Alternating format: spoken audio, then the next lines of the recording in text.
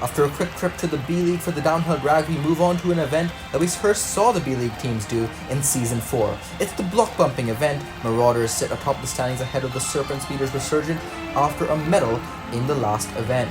In this event, marbles will be coming down in a funnel one by one, trying to push that block as far as possible. You want to get as much raw strength into the block. You also want to avoid collisions with your teammates, and it's a pure test of strength in this block bumping event. The Expedition team will show us how it's done with the Autumn Leaves. We saw this in the B-League.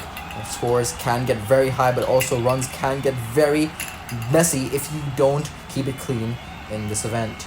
There's also a lot of strategy involved. Do you send them all down at once to get a bunch of pushes quickly, or do you wait and bide your time to potentially increase your strength? And of course, if you knock the block out of the lane, it is invalid and you have to try again. If you knock it out of the lane 3 times in a row, you get disqualified and are confirmed into last place, or I guess the lowest place possible if several teams get disqualified. But over the 3 times we've seen this event, we've never seen a disqualification, so hopefully we won't see one today. The run order is reverse championship, so Blue Brigade will go first and the Marauders will go last, and here they are lined up for the first run of the day. 95 was the top run in the B-League. What can the A-League teams do against that?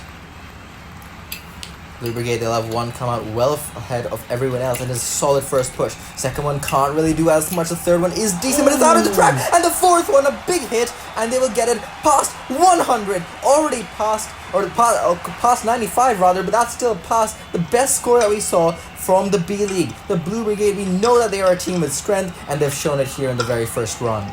Indeed, they have a very good history in this event. They won it, in fact, back in Season 3, so they are the defending #1 seed for this event, and starting it off, giving the other teams a great benchmark to try and beat. Neptune Nomads now come down and run 2. They've been down there pretty much the entire season despite a gold. It's a solid first push. They've knocked it out of the lane, though, in the second. Oh, holy moly! A fantastic second push. Third and fourth one come down as well. They push it all the way past 100, but it's not quite that Tour Endurance record level, but it is a 108.65. An unbelievable run, one we have not seen for at least 2 seasons.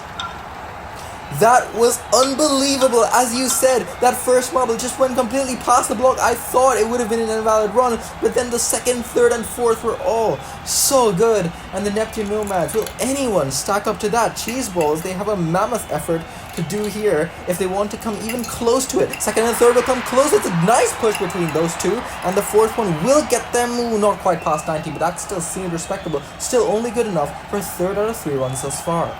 Yeah, cheese balls, that is not, they shouldn't feel too bad about that one. That is a pretty solid run if you compare it to what we saw in the B-League. A fantastic run, in fact. But those first 2 runs just laid down the gauntlet for all the teams coming after. The Brigade Neptune Nomads, they want to be out of those bottom spots. Now the Hell Clowns, 4th place in the last event. They jumped out of the 15th place into 13th. Can they keep that climbing momentum going in this event? Oh, it's a slow start, actually, to have them all come down at once. But only 2, and then the third wobble goes absolutely nowhere. It's a great anchor, but by that point, the run might have been too far gone, and it's only good enough for 86, 85, which is still respectable, but only 4th place.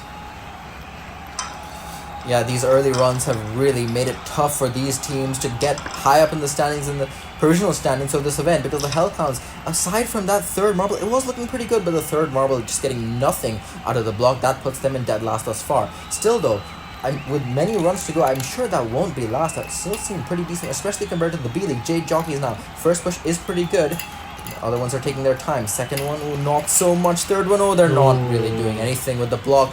Second, third, and fourth all barely could get any strength into it, and it's just 75.3. That is comfortably going to be last place thus far. That was a pretty poor run. It seems like 80, 85 was the average up in the B-League, so Jade Jockeys, that's not the run they want to be going for at all. That 4th push in particular was very disappointing. I imagine they'll be talking about that one afterwards. Now the Cosmonauts, no medals yet. Neither have a fair few teams, actually. Cosmonauts come down and run 6. They have not done this event since Season 1, but they already seem to know what they're doing. Those first 2 pushes, monumental. Third one, can they match the Neptune Nomads? Not quite, but that third one did knock it out of the lane. I like the strategy there. It seems to be knocking it out of the lane can knock the next one flying, but it's good enough for 2nd place in a 99.30. A wonderful run of the club, but look at those first 2 pushes. That is unbelievable. Yeah, they already got past 70, well past 70 with the first 2, and I'd have to think the second 2 a bit disappointing as we move on to the Green Peacocks. But as you said, the strategy for many of these teams seem to be getting the block slightly out of the lane so the block does not scrape the bottom. They can go flying. After that, Green Peacocks, the first 2 are not great, and it's going to be an invalid push. it wasn't looking great up until that point, so maybe a bit of a strategy for them, but yeah, just completely on its side. The Green Peacocks are going to be pretty happy to get a second run, but still, this is when you want to get a total on the board, otherwise you have to face the trouble of getting a third run and potentially facing disqualification. It's looking decent for the first few marbles. What can the anchor do? Oh, it's not much. The third one looked a bit. The second marble came down and it was just didn't follow the block. It's 7th out of 7 so far for the Green Peacocks, but you see the replay here. When the third marble came down, one of his teammates was just in the way and he couldn't do anything about it, and he grazed off him. There goes a lot of his power, and that was probably the detriment behind this run. And 7th out of 7 for an already medalist Green Peacocks team. It's not been good for the defending champions. White Knights, to round out the first half of runs, can they improve off of the run they just saw? First push was a bit shaky, second one is decent. I think it's slightly out of the track. Can they use that to their advantage? Oh, it's not going to be good for the third one. Fourth one does get a lot of strength, and it goes past 95. The anchor saving the run there, and that gets up in just at 4th place. It was not looking great up until that point, but the anchor pushes it into top half just barely for the White Knights. That was an excellent save by the 4th White Knightsman. They're just pushing it. There was a line there, and he actually used his teammate to fly the block forward. That actually ended up, usually that doesn't wind up working out, but it did for the White Knights. Gets them into 4th place, but look at the runs up top. A very top-heavy event so far. Fantastic results for all of the top 5, I dare say. And those ones down below, they might, I don't know how high they'll stack up with the second half, but Grayscale is coming down now. What can they do at the start of the second half? The first push coming down, it's not bad. It does spin the block though, so that already brings momentum back. 2 and 3 come down immediately. It groups them all together. Will they stay grouped together for the 4th marble? Yes! And that works out very well for the Grayscales. That's going to be surely 5th place. And yeah, it is. Not bad at all by the Grayscales.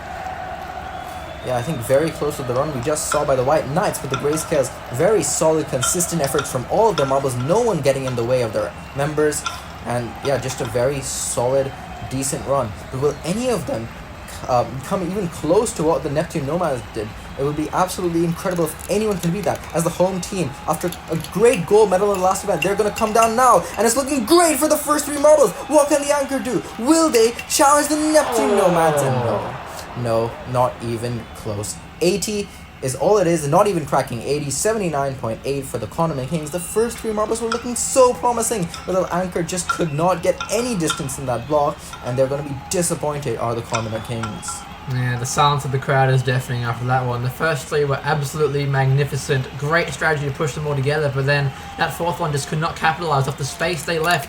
And it didn't work out for the Condiment Kings. Party Crash is coming down now. They've got a good run of form from their reserves, been doing a lot of work. He sits out for this one. The main team, however, has 3 great first pushes. 4th one nudges into his teammate, and that does push them at least beyond the Condiment Kings. It puts them into 8th out of 11. Still not great for the Party Crashers, who are infamously poor in team events compared to their individual form.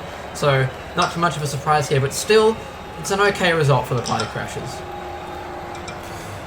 There didn't seem much wrong about this run. I think just didn't really have the raw strength of some of these other teams in an event that is so top heavy that really did not do them any favors. As we go on to the Crazy Chickens, run 12 of 16 to finish off the 3rd quarter of this event. It's a decent by the first marble. The second one is great, turning the block, and that, oh, the 3rd one, not so much though. Can the anchor do much? No, it's not going to crack 80. The 3rd and 4th marbles really drowned out any possible advantage they could have gotten by that 2nd marble, and you need one of these marbles to get a huge distance, but you also need every other marble to pull their weight enough, and they did not. So the Crazy Chickens will not get a great distance here. It won't be dead last, but it won't be very high in the standings.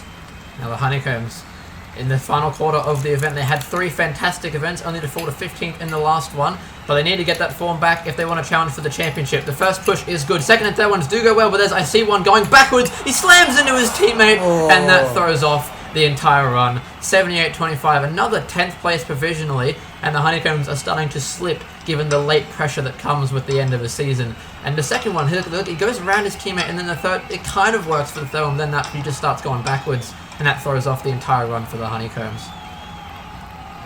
Yeah, it is a cardinal sin to be just planted there while your teammates are still coming down. It just completely ruins any momentum of your run. As we go on to the Citrus Sprinters, great 1-2 dynamic in those first 2 marbles. Can the 3rd one? No, the 3rd one, very awkward bounce there off their teammate, get nothing into the block, and that's going to be dead last for them. What happened to the Citrus Sprinters? It was looking good after the first 2 marbles, but no team coordination as the third one came down and just glanced off their teammates. You could see both of them planted in the middle of the track and nowhere close to the block. Just what I was talking about with the honeycombs. The Citrus Sprinters did not manage to avoid that mistake, and they are getting a very poor result in this event as we move on to the Serpent Speeders. They're feeling good to go after that one. Citrus Sprinters, the third one was one of the worst I've ever seen. They're not down the track. Holy moly, it's fantastic for the Serpent Speeders. Is it gonna? It's out of the lane! It's out of the lane! They pushed beyond 110 and beyond the Tour Endurance record, but it's invalid at the last second, and they have to try it again. I don't know if they're going to be able to repeat that, but holy moly, that is tragic for the team chasing the Marauders right about now. Heartbreaking for the Serpent Speeders. You need to balance! You need to balance your pushes here, and it's not. The Serpent Speeders very messy in their second run. That's only good enough for 8th place. Decent, but what could have been for the Serpent Speeders? I was just saying, you need to balance your consistent pushes, making it get planted in the track, because if it's not planted in the track, no matter how far you get it, it's not going to be a valid push. And the Serpent Speeders, despite 8th place provisionally, they are not going to be happy after this event is done. But what can the championship leaders do? Marauders, they didn't have a great previous event, still held on to the championship lead. Can they hold on to it after this event though? It's good for the first, good for the second. What can the third and fourth do? It's solid! Is that past 100? I don't think so, but still, that's good enough for 3rd place, 98.5, and the Marauders continue their march in Season 4. They knocked the Blue Brigade off the podium in the very last run to round out the Neptune Nomads and the Cosmonauts, and the Marauders will have a commanding lead over the rest of the pack now. But Serpent Speeders, they could have been up there, but 9th place only for them. And the other team, Citrus Sprinters 16th, Honeycombs 12th, all those teams struggling while the Marauders thrived, and Neptune Nomads, Cosmonauts, and Marauders, and several others, to be honest, have put down a fantastic performance today. Well done to these top 3 in particular.